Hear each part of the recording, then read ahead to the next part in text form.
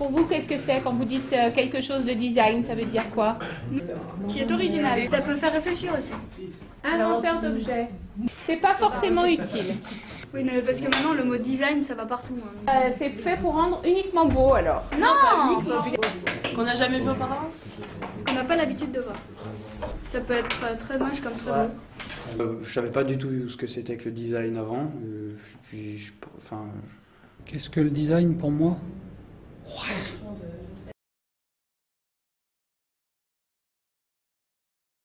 Alors, la mise en place d'un designer en résidence dans un établissement scolaire, c'est une proposition donc du Préac de design de Saint-Étienne, qui était une volonté en fait d'asseoir une démarche de formation, de sensibilisation du design dans le monde scolaire.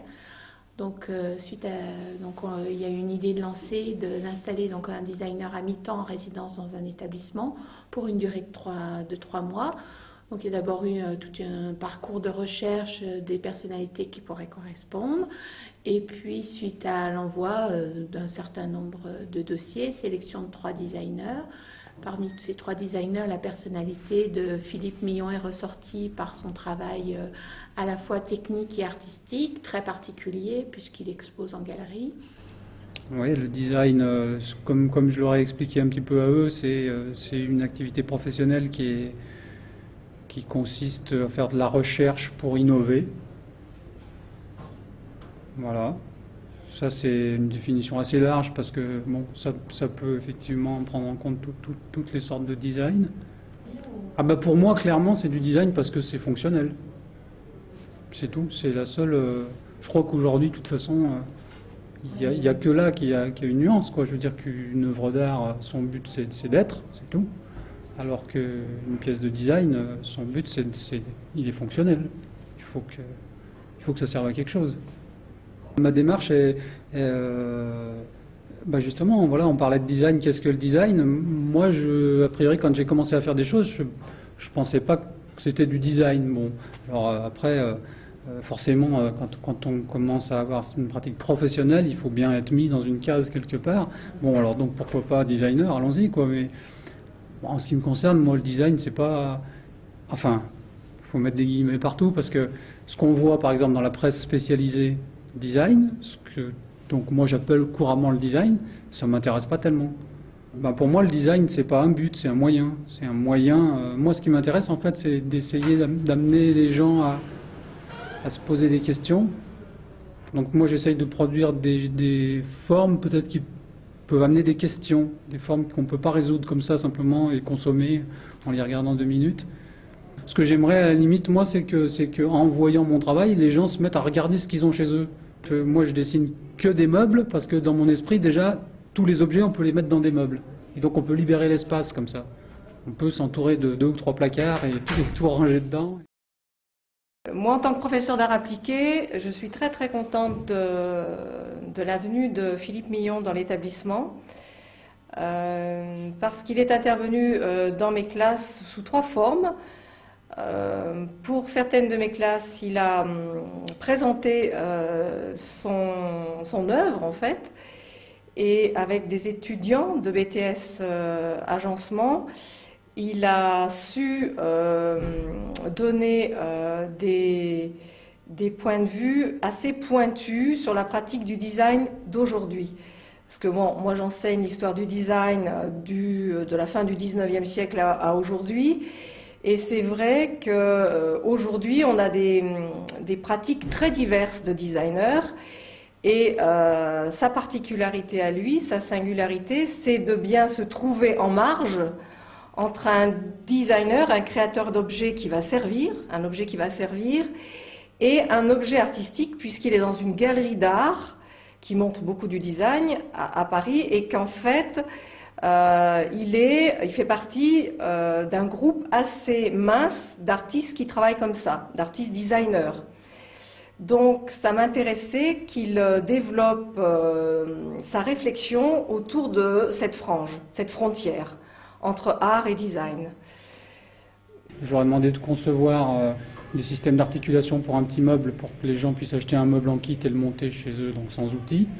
Le fait qu'il ait donné un sujet lui-même à des élèves de première année d'agencement Et ce sujet, qui était un sujet difficile, moi, je trouve, qui était articulation et assemblage, les élèves devaient concevoir un petit objet en tenant compte de ces deux contraintes, et c'était un petit meuble avec une porte. Vous allez sortir les croquis, les recherches que vous avez fait pour le sujet de Monsieur Millon. D'accord, donc en fait c'est des éléments déjà fabriqués, oui, que tu utilises tel quel. Oui. Hein, et tout ton meuble est fait avec ce système d'assemblage. Ouais. D'accord. Même la charnière. Et la portée où, Florian? Je n'ai pas encore dessiné, mais elle est là. Et c'est tu vas ce la... système-là pour l'assembler. Ah d'accord, c'est là où il y en a un double jeu qui va être ici pour la porte. D'accord. Que de la récupération. D'accord.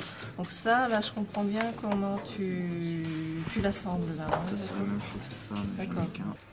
Les élèves qui ont conçu, imaginé ce projet ont pu le dessiner en bureau d'études, c'est-à-dire faire les plans qui allaient après être réalisés en atelier par eux-mêmes. Donc en fait, il y a eu un suivi intéressant parce que 3 matières ont été réunies. Après, au niveau technique, donc bureau d'études, on a étudié tout ce qui était la technicité, la possibilité, les références, enfin tout ce qu'on pouvait réaliser en fait, concrètement.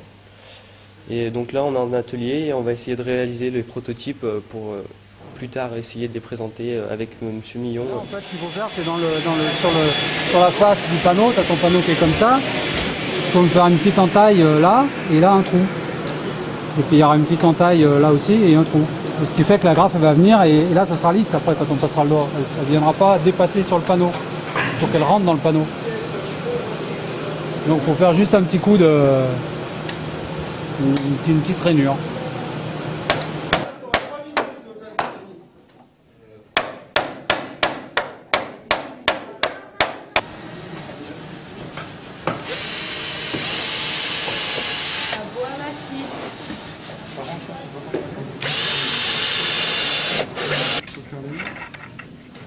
En sachant que tu as 7 décalages. Hein.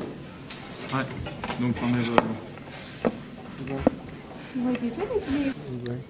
Il faut mesurer ça là.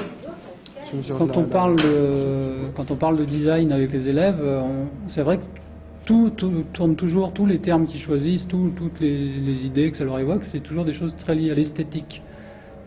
Alors qu'en fait, bon, le design justement c'est quelque chose de beaucoup plus large que ça. Donc le fait de les faire travailler sur un projet très technique et en disant bon après ça peut avoir des implications esthétiques, mais a priori on va déjà se concentrer sur la technique. C'était une manière aussi de justement leur permettre de repenser un peu les idées toutes faites qu'ils ont sur le design, quoi. Moi j'avais envie qu'on fasse un petit rendu collectif aujourd'hui parce que pas pour mettre un terme à ça, encore que bon, dans la réalité ça va être fini, donc il y a effectivement un terme, mais ce qui me semblait important dans le travail qu'on a fait ensemble, c'est que, enfin, ce que j'ai essayé de vous transmettre, c'est l'idée que dans le design et dans la recherche, les choses ne s'arrêtent pas, quoi. C'est-à-dire que si on réfléchit sur un projet comme celui-là, par exemple, ce qui était intéressant, c'est ce qui s'est passé pendant qu'on était dedans. Et à quel moment est intervenue l'idée du piétement, là, dans la pièce métallique qui ferme, qui articule le tout? Dans la conception, au niveau du dessin. Quand on la fabrication. Ah, vous dites pas la même chose. Les piétements ont été réalisés à la fabrication, parce qu'à la base, c'est ça. en fait, donc le temps de fabrication t'a permis de réfléchir au piétement, alors qu'il n'était pas dans le dessin, il me semble. Non, il n'y est pas. Je ne l'avais pas fait. Non, bon, il a été fait après. Oui, comme quoi, donc effectivement, le temps de la fabrication, c'est aussi un temps de maturation et les choses ont encore le temps d'évoluer. Parce qu'on se coltine à la matière, donc on fait avec quelque chose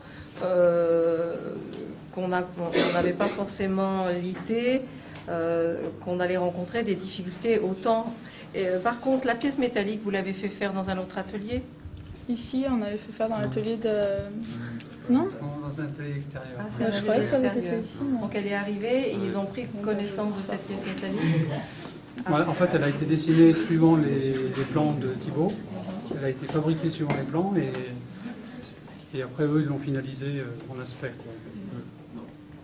Et c'est là l'intéressant avec Philippe Millon et nos classes, enfin les classes du lycée professionnel, parce que les élèves, étant donné qu'ils sont dans des ateliers et qui préparent un métier et qui connaissent techniquement le travail du bois ou le travail du métal et tout ça, quand ils ont vu le travail de Philippe Millon, ils ont été intéressés par le métier, parce qu'ils connaissent le métier, le travail sur le métal et le bois. Mais quand Philippe Millon leur a expliqué le travail qu'il avait fait, c'est là tout l'intérêt du discours de Philippe, c'est qu'il savait leur parler, il a su parler avec chaque classe, avec le public qu'il avait en face de lui, avec les questions qu'il posait, et il a su répondre d'une façon aussi technique, parce qu'il est dans son travail, il fabrique lui-même ses prototypes. Je savais pas du tout ce que c'était que le design avant, puis je voyais pas de rapport avec ma filière, je connaissais pas. Et pour moi, oui, voilà, le design c'était l'aspect esthétique des choses, et en fait j'ai appris qu'il y avait un grand aspect technique, et ça je savais pas. Voilà. Moi j'ai trouvé ça enrichissant. On m'avait pas parlé de design en cours, et puis Monsieur Millon est arrivé avec son sujet. Enfin, oui, moi et puis on a travaillé aussi. On a travaillé en art appliqué dessus, on a travaillé en atelier aussi, on a travaillé en bureau d'études aussi. Donc ça a réuni aussi 3 matières et puis donc. Là, quand il est venu, après, il a fait le lien entre lycée technique, lycée pro, parce il venait d'une classe à l'autre, il passait du lycée professionnel, etc. Après, il a demandé aux élèves pour rencontrer leurs professeurs, aux professeurs d'aller rencontrer d'autres élèves, et ça a fédéré tout un circuit comme ça, et il a pris des idées un peu à droite, à gauche. C'est une question, la question de la mise en lien, de l'articulation et de l'assemblage. L'idée de fédérer la cité lui avait été donnée dès le départ. Il savait qu'il était aussi, c'était un point de vue dont on lui avait parlé. Et puis j'aimerais revenir sur le fait que je pense que les élèves qu'il a rencontrés sont marqués à vie, pas au fer, mais qu'il y a quelque part, voilà. Je pense que parfois, peut-être l'élève n'a pas tout de suite pressenti, mais j'ai bon espoir et je suis à peu près sûre que quelque part, ils l'ont tous gardé quelque part. Et à un moment donné, ça ressortira quand ils vont croiser des objets, discuter de certaines choses. Ça sera là et présent et véritablement, on les aura touchés profondément parce qu'on peut pas, quand on rencontre un professionnel, ça marque. Pour moi, c'était intéressant de le faire. J'ai aimé tous ces moments-là partagés avec les élèves. Et en même temps, je pense qu'effectivement, des expériences comme ça, il faudrait les multiplier, quoi, parce qu'il y a vraiment besoin, quoi. C'est évident quand on est dans le contact avec eux, avec les jeunes, oui, ils ont un peu des idées toutes faites, mais comme, bon, c'est pas parce qu'ils sont jeunes, quoi, hein. Il y a énormément de gens qui ont des idées comme ça, donc je pense qu'effectivement, c'est toujours pareil, quoi. Plus on est familiarisé avec les choses tôt, et mieux c'est, quoi.